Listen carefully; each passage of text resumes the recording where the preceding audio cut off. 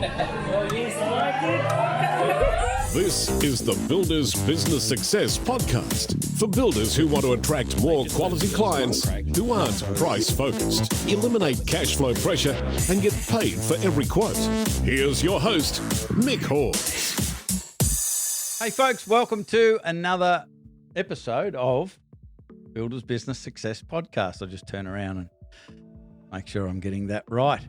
So if this is your first time listening or viewing the podcast, the purpose of the podcast is to eliminate the common and often costly mistakes or pain or error or frustration that many builders experience just running a building business. What we've found over the years that we've been doing this is much of the frustration, much of the unnecessary cost in a building business comes from the mindset, the beliefs, and the procedures and systems that most builders implement. The good part about that, if you're open to it, is that all of those things I just mentioned are fully in your control. You can change them. You can decide to improve them, to measure them, to refine them, and constantly improve your building business. And as they say, if you keep doing what you've been doing, or at least when I say they, I heard this from Zig Ziglar many, many moons ago. He said, if you keep doing what you've been doing, you're going to keep getting what you've been getting. So improving and changing. And we need to do that, the improvement and the change, because everything is moving so rapidly around us. And if we don't open ourselves up to constantly changing, constantly improving, constantly reinventing the business, the procedures, the messaging, the positioning, everything that we do in our business, we will and are getting left behind if you choose not to make those shifts. So that's what this show's all about. We're addressing different things every week. If you want to ask specific questions, if you want to ask us to cover a particular topic, all you need to do is send us a message. We're all over the interwebs, and you can find us at Black Belt, buildersbusinessblackbelt.com.au. You can send me an email at mick@buildersbusinessblackbelt.com.au. You can jump on Facebook. There's a whole bunch of ways to get a hold of us. So what we're covering today is this question of ask who, not how. It's a real important mind shift to start to give you more time and financial freedom in your business, and get rid of a lot of unnecessary stress that is created from time pressure and being under the pump. I'd like to know what this pump is that people keep talking about, but you know what I mean. Going to do Q&A. There's a commonly asked question. In fact, it was asked just again this week in the Facebook group, the Builders Business Success Forum. If you're not a member, jump on Facebook and join the forum. Ask questions, get involved, get some solutions there as well. So that question was asked. I'm going to be answering it again in this episode. And please stay tuned for that, because it can save you a bit of money and a bunch of effort that's unnecessary, the answer to that question. And of course, we're going to give you a personal productivity hack as well. So let's get on with it. The topic of today's episode comes from Ask Who, Not How. And my business coach, Taki Moore, always is suggesting that you've got to ask who. When you've got to change something, improve something, implement something in your business, always ask, who can I get to do that, or take care of it, or take responsibility for it, rather than how do I do that? And you might think, well, you know, I can't afford to pay people to do these things. I do it myself.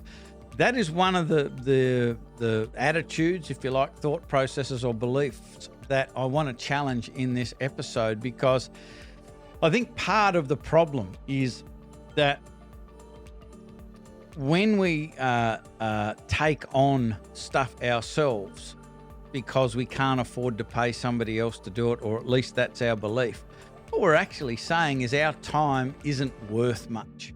And that fundamental foundational thought process needs to change. We need to start to go, hey, I am worth X, and therefore I should only be using my time to work on the parts of the business, the activities in the business that are sort of appropriate for that hourly rate. So, you being the owner of a business, you should be $200, $300, $400 an hour. That's what you should be thinking, $1,000 an hour. I don't care, but you need to lift your thinking as to what your time is worth, because if you were charging your time out at $200, $300, $400, $500 an hour, what would people think if they were paying you that much, but you're only doing activities that they could get somebody else to do for $25, $35, $45, $50, $70 an hour? That's how we need to start to think. So the key with this is understanding the difference between a business owner mindset and an entrepreneurial mindset. Business owners mindset, and by the way, the business owner mindset is better than how most builders run their business through their mindset. They are a technician, meaning that they're good at the technical work, and they make the fatal assumption, and this is what Michael Gerber says in his book, The E-Myth Revisited, that the fatal assumption that causes most small business failure is that a technician, somebody who is good at the work, so a hairdresser is good at hairdressing, they are good at the technical work. A carpenter is good at carpentry work, and they've built plenty of houses for another builder. They think that because I'm good at doing that technical work, therefore I would be good at running a business that does that technical work. Michael Gerber says that fatal assumption is responsible for more business failure than anything else. And so having an understanding that you are a business owner rather than just a technician running a business is better than the technician running a business. But what we really need to foster with our mindset is becoming an entrepreneur. And the difference between entrepreneurial thinking and business owner thinking is business owners tend to grab things and take them on themselves. So what I was talking about before, we're going to make an improvement or add something to our business. I need to learn how to do that. I'll do that. I'll take on that responsibility. That's what business owners do. They keep grabbing things and adding it to their list of responsibilities. Where an entrepreneurial thought process is every single day they do something that moves them towards getting something off their list that reoccurs on their list either on a daily or a weekly basis permanently. So that's really what I want to talk to you about today in this episode. But we've got to go back and remember why we started the business in the first place. So why did you start your business in the first place? Why did you decide to take on the risk and the effort and make the sacrifices that it takes to run your own business versus working for somebody else, where you can kind of go home at night time and on the weekends and have holidays and you can forget about things? You can't do that when you run your own business. And if you're sick working for somebody else, you call in sick. Most small business owners, they come in no matter what.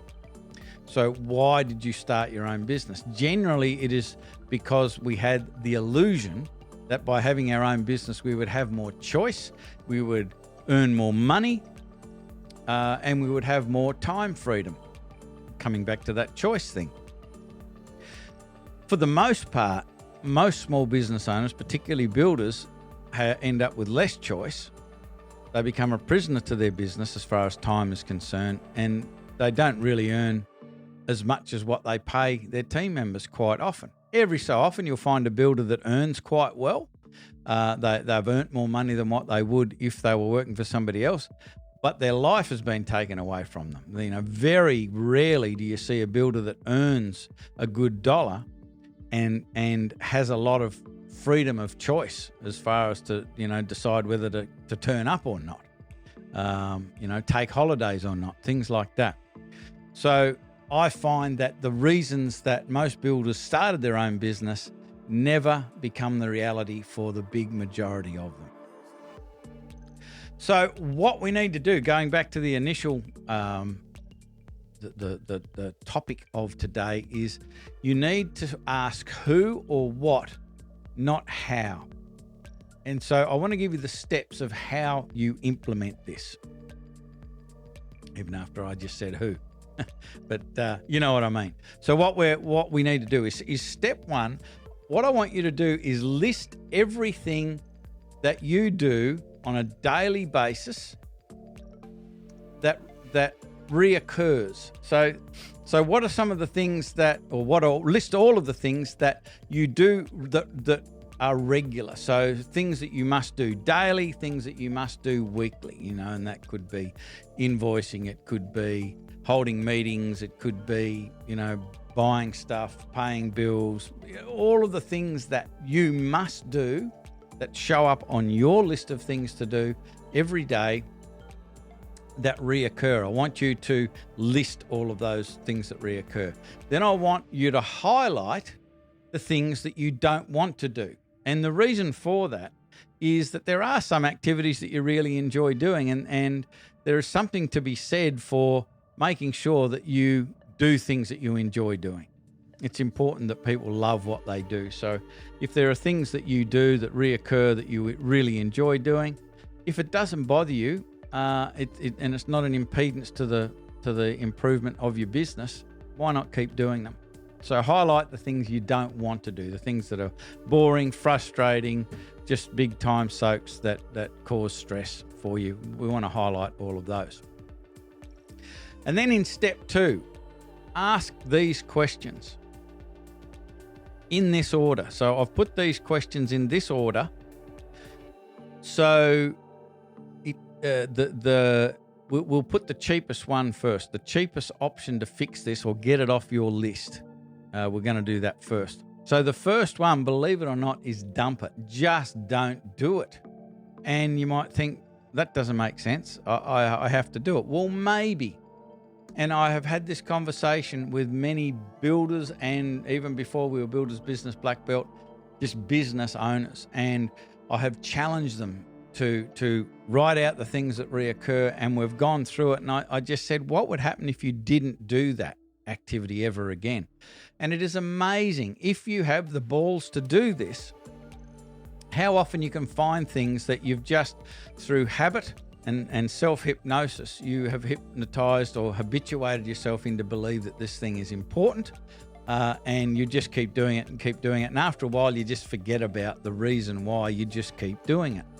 And things change, technology changes, people's requirements change, priorities change. And so we've just got to ask the question, what would happen if I didn't do this at all? And it might create a little bit of inconvenience. It might create a little bit of angst in some area or some small issue.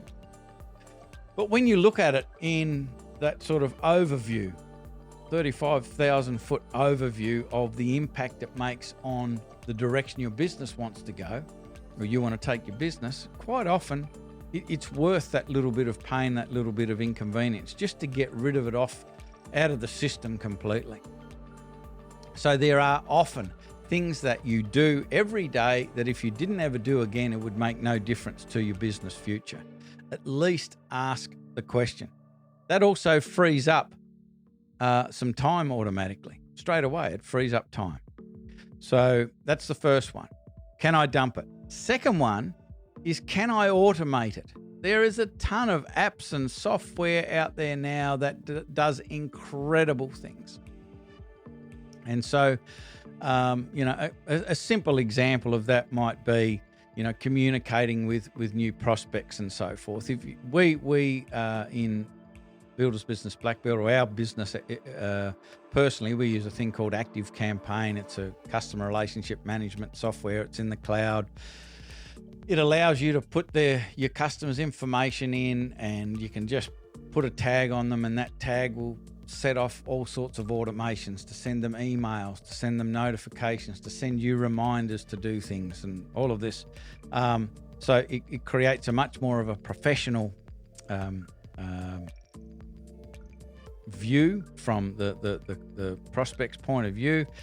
Things happen quite quickly. And it takes you no time to do it. And you can find people talking about this question of who, not how. You don't need to learn how to use something like Active Campaign. You can jump on websites like Fiverr.com, Fiverr.com, or there's all sorts of other websites where there are specialists in those particular software packages, and you can, for cents in the dollar, like for $20, $50, you can get them to create these automations where you just apply a tag to somebody or get them to fill out a form on your website, and all of these automated emails and contacts and SMSs and all of this sort of stuff can happen. So there is an absolute ton, a truckload of ways that you can automate pretty much most things internally in your business as well as externally with your customers, with your prospects, with your suppliers, with your subcontractors, all sorts of things. You could take a lot of activities off your plate if you just opened yourself up to the possibility of automating some of these activities. If you want to know or want to ask about that and throw some scenarios about, as I said, come in and join the Builders Business Success Forum, the Facebook group. Get in there and ask some questions. The beauty of that is everybody else gets to see the answer to your question as well in that group, and we can all start to help each other become more efficient, more effective, and therefore more profitable. So first one is dump, second one is automate, third one is outsource. So it's not necessarily software, it's another person.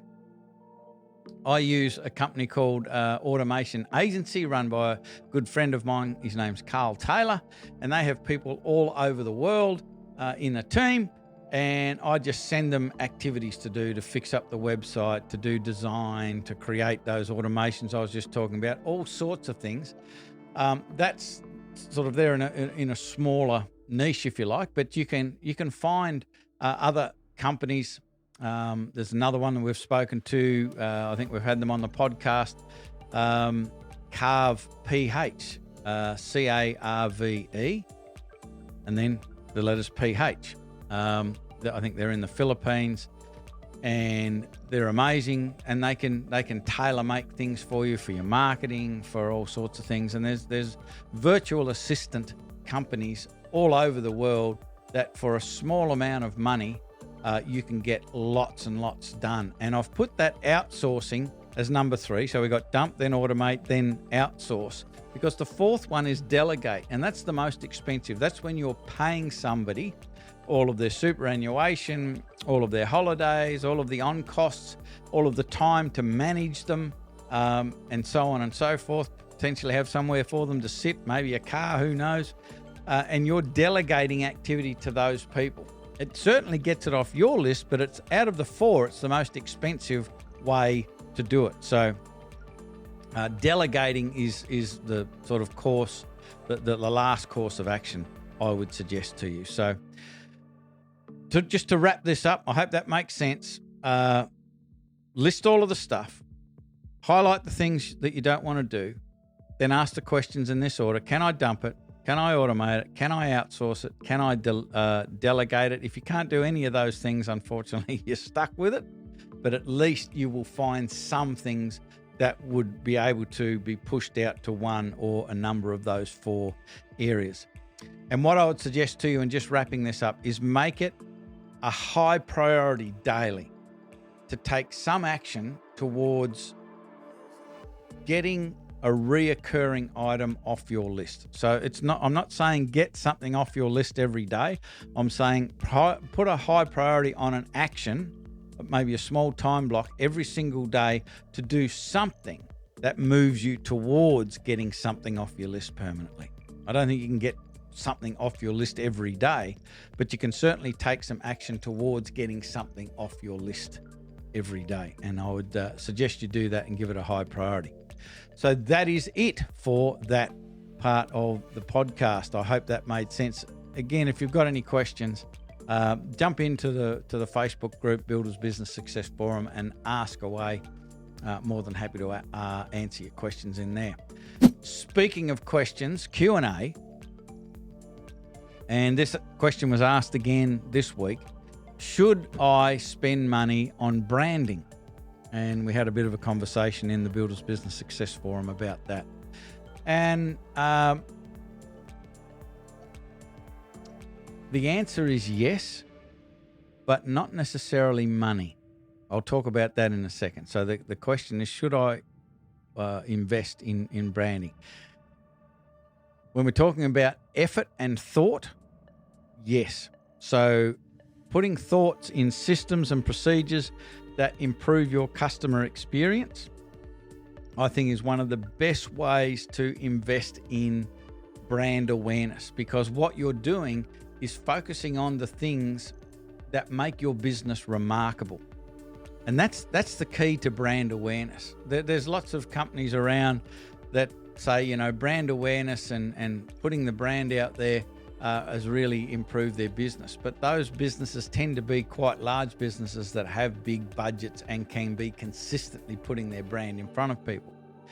I know a lot of builders think that it's important to have a flash car with the signage on it and give a professional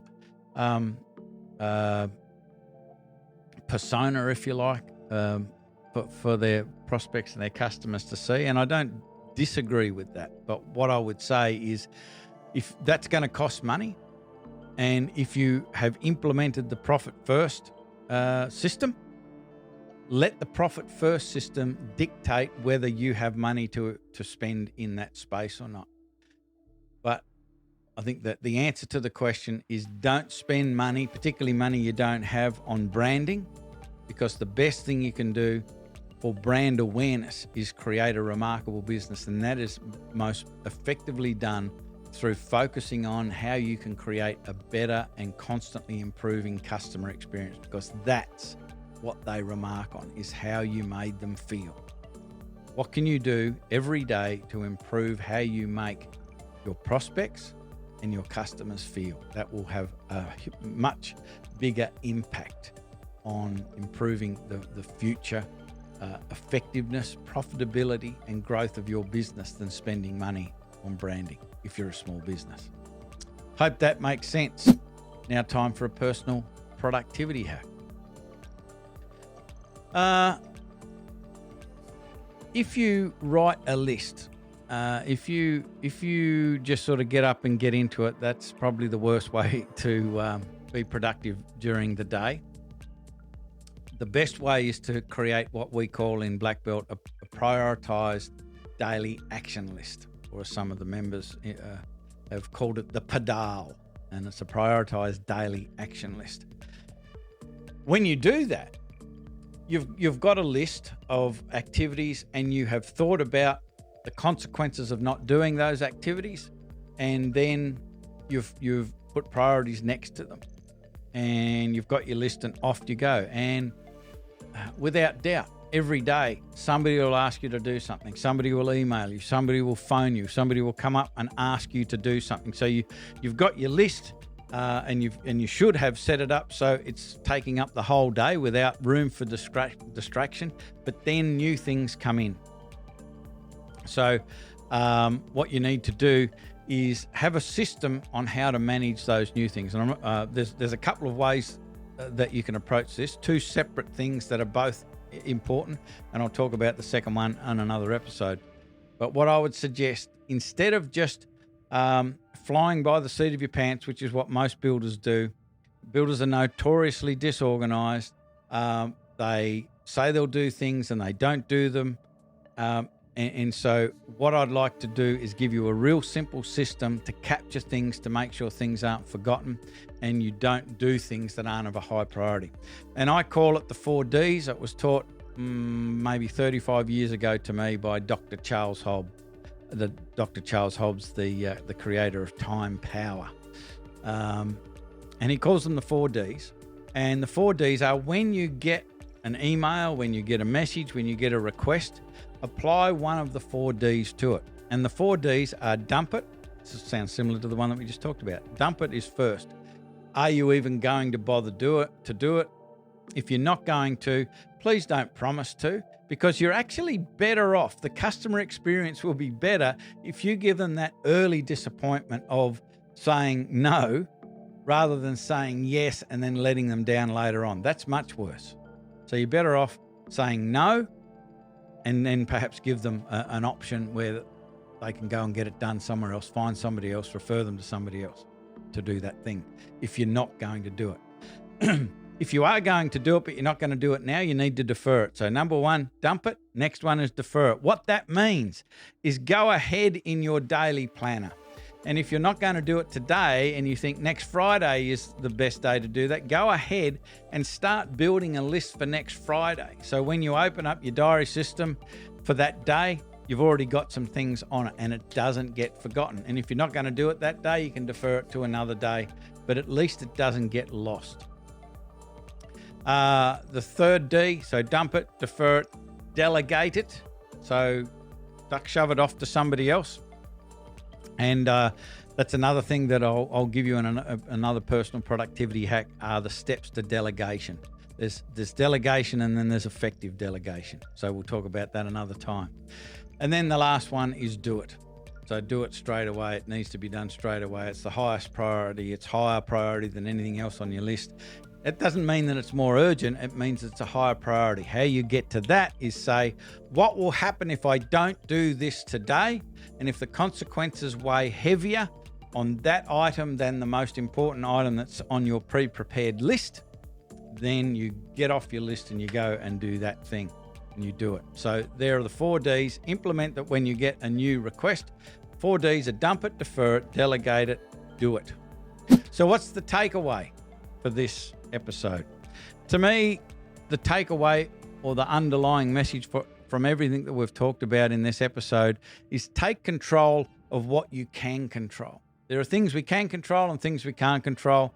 The biggest challenge is to figure out the difference between the two. Like sometimes we try and control things that we actually don't have control over. That just creates frustration.